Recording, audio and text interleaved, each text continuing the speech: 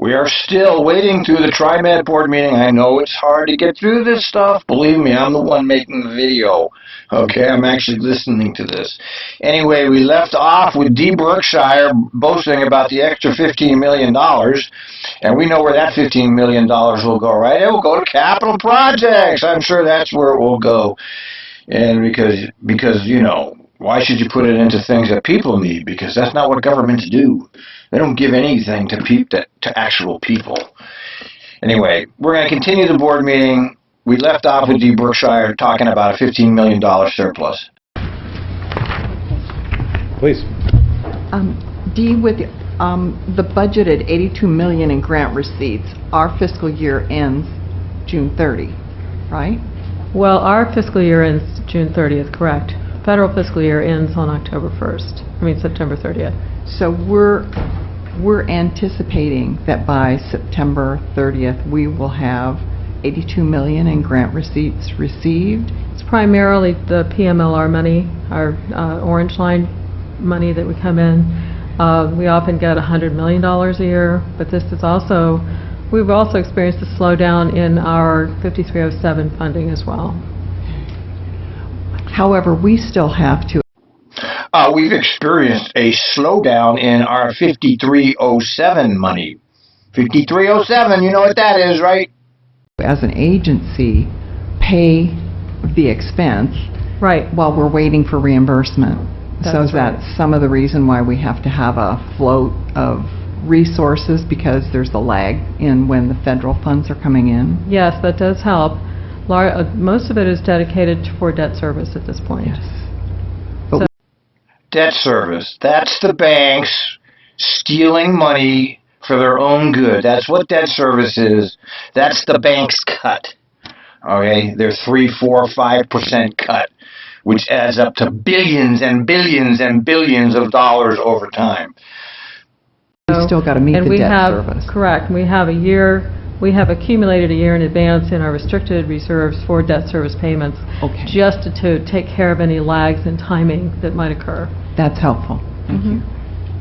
I might add to that that we're hopeful that Congress completes an appropriation bill for this fiscal year this week or shortly thereafter, and that will also help allow FTA to release the remainder of funds that are due us. So, Right, the Congress did finally pass the bill, and all the light rail money turns out to be safe. So that was another one of those fake news stories. Look, everything we hear on the news is fake. Everything Trump says is fake. It's all fake news, all of it. You can't really believe anything anymore. It's become so much propaganda and bullshit. There's really nothing you can believe anymore. And certainly can't believe anything in the mainstream. Certainly can't believe any government officials. Certainly can't believe any politicians. We're very much in the news in that regard. Yeah. Great. Thank you. Do we know why this slowdown in getting the money from the feds is occurring? I have to say no. Well, let me... Maybe you know. First of all, because we've been on a continuing resolution that Congress has not appropriated the full year's allocation. And so FTA has only released to us the proportion covered by the continuing resolution. So the balance of the year, really from this Friday, as I understand the deadline, forward has not been appropriated by Congress at this point. And so that's why those actions waiting are important to us, that are so much in the news as we speak. Interesting. Thank you. And perhaps if you ask Harry to do it, unless there's other questions on the financial. Good morning, President Warner and board members. Now we get to listen to all of the Trimet employees' favorite character, Harry Sapporta, making his excuses for Trimet safety. We continue to make progress. I'm happy to report that we are now wrapping up our bus operator recertification program, so it's just a couple more classes and we will have completed that particular cycle. Now here we see again, I find it fascinating. First it's Kelsey saying how awful the train drivers are. And now it's supporters saying how, well, we've trained all of our operators. Notice how all of these executive bureaucrats point the fingers down as the problem. We've almost we're done with our operator let me tell you something. I've taken their operator. I was actually there when they were doing that recertification crap. It's a load of crap, okay? I was like a 15-year vet, 20-year veteran. I've had 20 total years behind the wheel, and these people are trying to tell me how to drive a bus. You're going to recertify me? I had a perfect safety record, no complaints, and these people have the nerve to recertify me? And recall that our assault prevention class was incorporated into that a recertification program. We are now beginning to look at the operator feedback much more closely to see how can we sustain the training that we've been offering to them, and what improvements can we make in the overall curriculum. Our next phase will then be to reach out to the rail operators. That recertification program is undergoing right now, so it'll be a bit of a challenge to see how we can actually reach them, but nevertheless we'll make an attempt to do that. One of the things that did happen was that we invited the CAT committee to come and look at the barrier and provide some feedback as to, are there any obstacles that maybe we didn't foresee that might prevent them from boarding our buses. And from the information that we received, we think there isn't an issue, but the real test is going to be having placed the barriers in service. And as you know, we have 3 of those barriers in service today. So we are collecting that information and work with the manufacturer if adjustments are to be made. If you recall, last time I reported that we are modifying the barriers due to some of the feedback received from operators when they were on a static display. Now that they are in service, we are receiving feedback as to how does it really work. And there are some things that clearly we do need to correct. We're hoping with the next generation barrier that that will have incorporated the modifications, and then we'll again survey the operator workforce to see are we successful in addressing their particular issues and concerns. So we're making progress, albeit a little bit slow, but we want to be really careful about the type of protective barrier that would be in place to make sure it really does meet the operator's needs, number one, and that it's an effective tool. And then from that, we'll make a determination whether or not to equip many more buses beyond what we currently have. So we do have 3 more barriers coming. Last time I said that I thought they would be here about the May time frame. It's actually going to be closer to June or so. I get a lot of mixed feedback about those operator barriers. I guess times are changing, really. I've been listening to the dispatch. I can hear the craziness out there, and it is crazy out there. I never had these problems when I was driving, but I wasn't driving in Portland, okay? I was on small routes out on the west side. But it's crazy out there. I guess times have really changed to the point where bus drivers now do need an actual protective barrier, which I never thought that day would come. But as you can see, the country's sliding down. We're devolving as a culture. All of us are devolving. The culture's devolving right now, and that makes people crazy. So if you have any questions, I'd be happy to. You probably said this, so I missed. So how many barriers are out there in the system Right now we have only 3. 3, okay. With 3 additional ones coming. Okay. The 3 additional ones will have the modifications, and we are retrofitting the existing 3 with the modifications as well. So that retrofit will take place in May, and then the new barriers will be manufactured.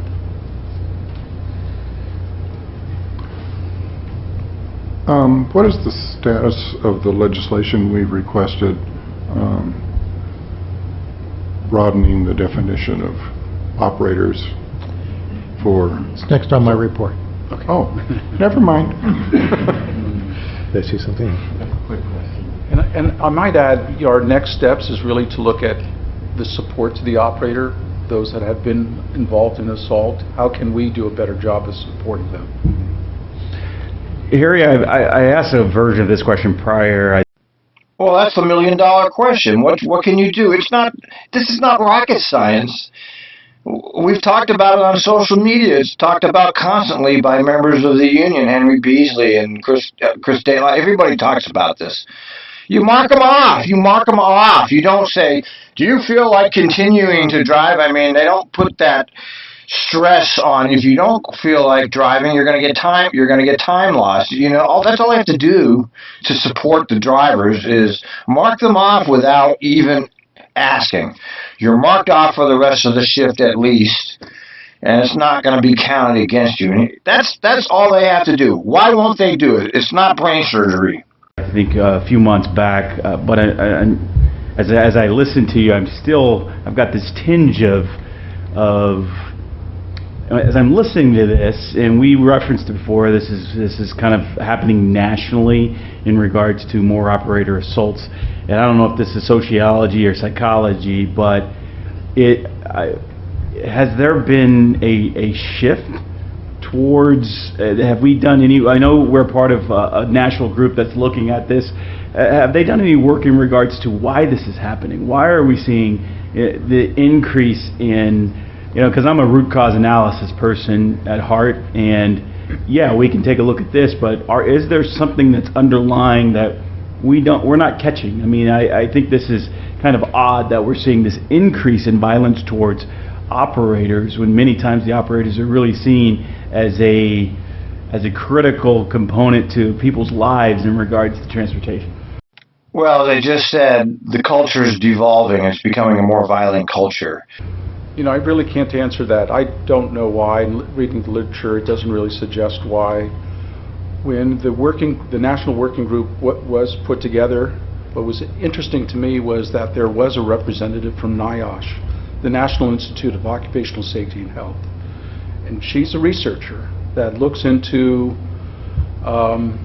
general assaults against workers in a variety of occupations. Her study prior to the one with bus operators was with taxicab operators. But I can't answer that. I don't know how to answer it. But it is something that occurs not just to bus operators, but other occupations as well. All right.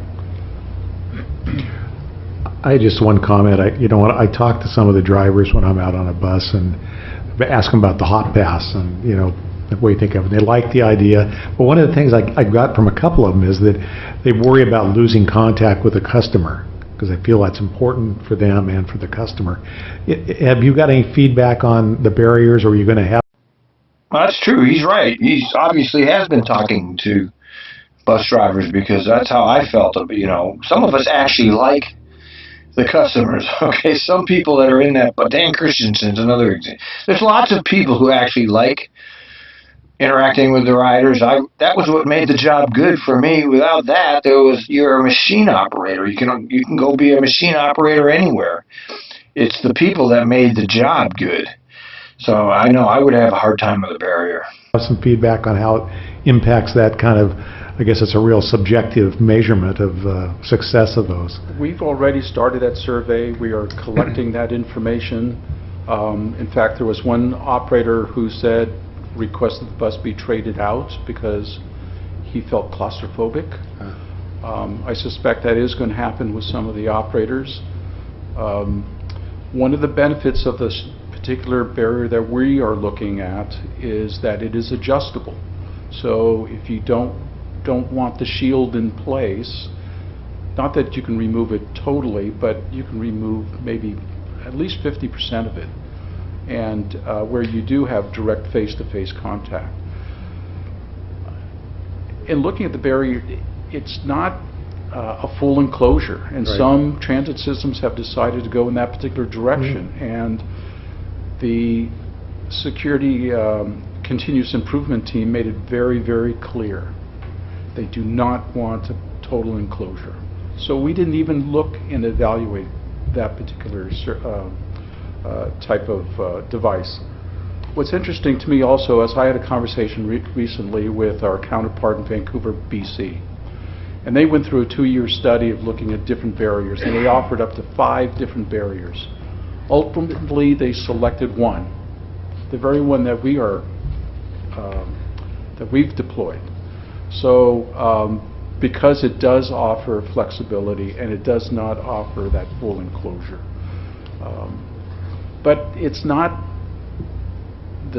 that is not the solution. That's only one piece of a complete solution. I believe that where we really need to place most of our emphasis is not isolating the driver from our customers. It really has to be in providing them with our drivers with the skills to help de-escalate situations. What I didn't mention was that we have moved towards a process called verbal judo, and what it is, it's just a de-escalation skill. Where we previously had 3 of our trainers trained in this concept, we now have up to, I believe it's 15. So we're trying to expand that whole concept and make it that as the primary tool, not the barrier, but your skill. Well, unfortunately, he's right about that. There are a significant number of transit professionals who really aren't good with people, and being not able to communicate with people is a problem if you're going to be in this business. To de-escalate situations.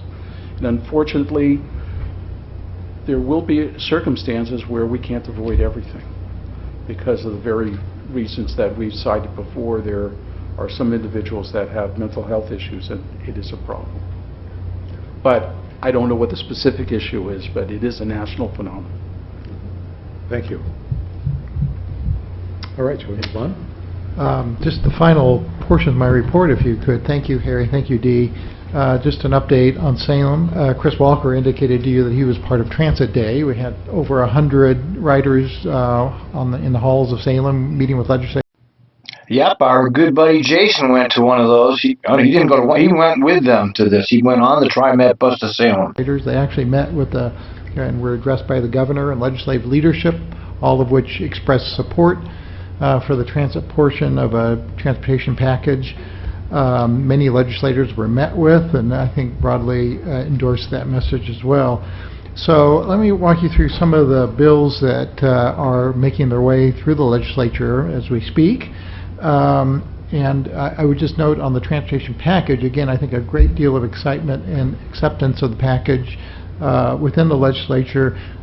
Bills have not yet been drafted. They are being drafted over the next week or two. So they will be in consideration when we move into the month of May, in May and June, action on the transportation package itself.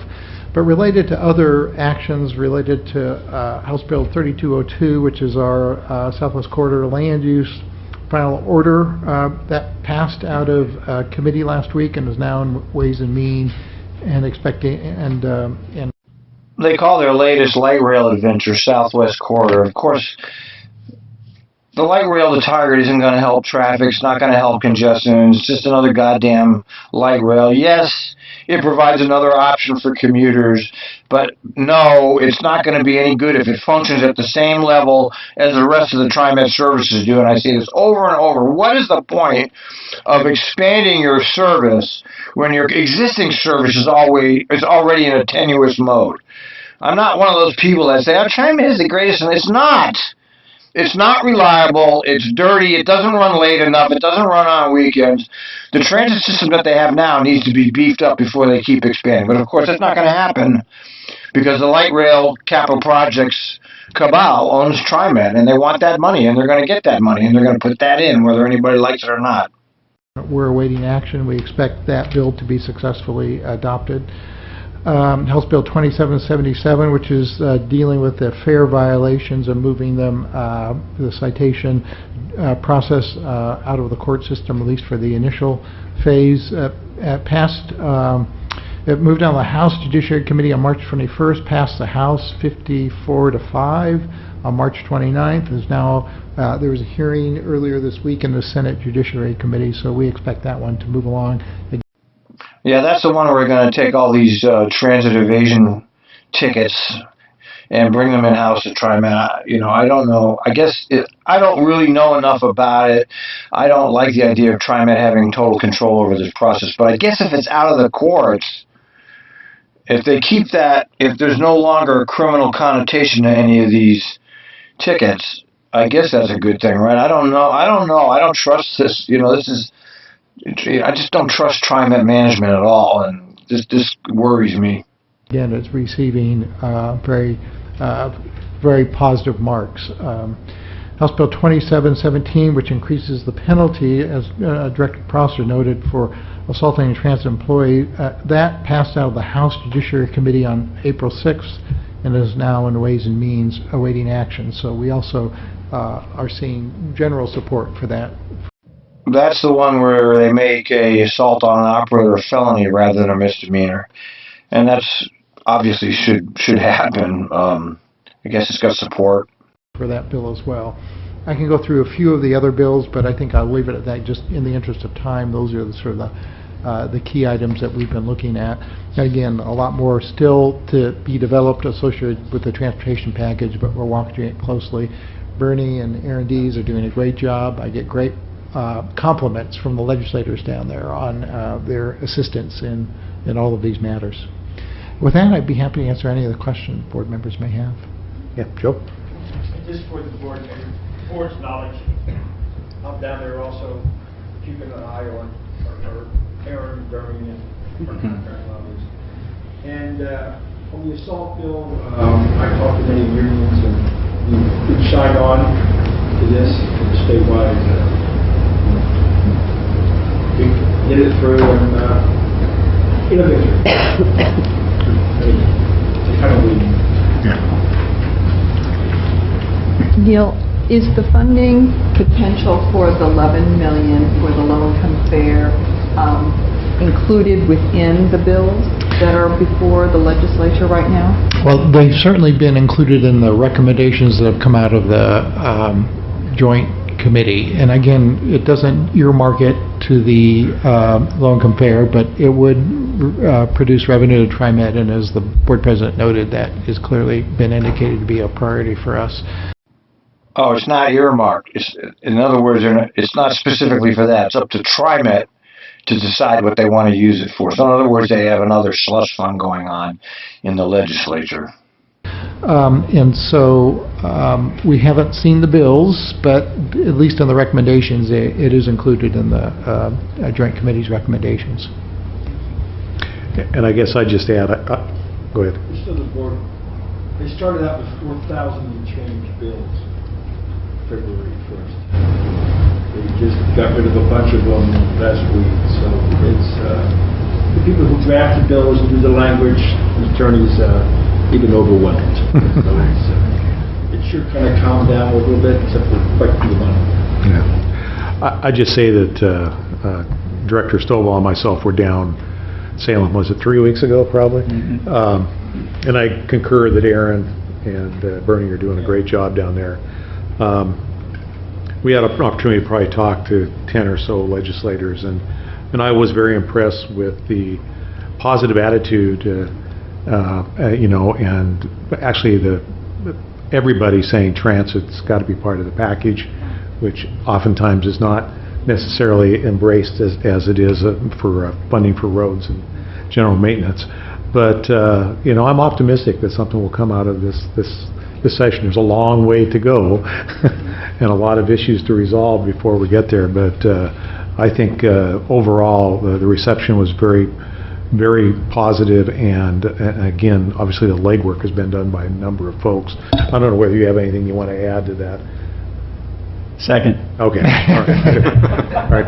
Well, and I was in Salem a week later than you, and I had the same exact experience. And I think the two contract lobbyists that we hired, probably between them, have maybe 30 years of experience down there. And they know how to work the bills. Yep, I agree. People want to respect them. So that's really helped our cause. I agree. That concludes my report. That's it? Okay. Anything else? Any other questions for the general manager? All right, then, with that, I'm going to move on then to the consent agenda. I don't know whether you have time to stick around for that, but, all right. We have 8 items on the consent agenda. I usually go through them. I'll just say that there's a board meeting minutes approval, a resolution directing all ordinances to be read by title only, then a whole bunch of contracts. And for those in the audience or anybody watching, the items that are on the consent agenda are considered to be routine and can be approved by the board in a single blanket motion. However, any board member may remove an item from the consent agenda for discussion or questions by requesting such consideration of this portion of the agenda. So I'll turn to the board and ask, is there any item that the board would like to have removed from the consent agenda, or any questions that you'd like to present to staff before we take action on the consent agenda? Seeing none, is there a motion then to approve the consent agenda as presented? So move. Have a motion? Have a second? Any further discussion? Seeing none, all those in favor of the motion to approve the consent agenda, please signify by saying aye. Aye. Any opposed? Any abstentions? Seeing none, the motion is approved unanimously.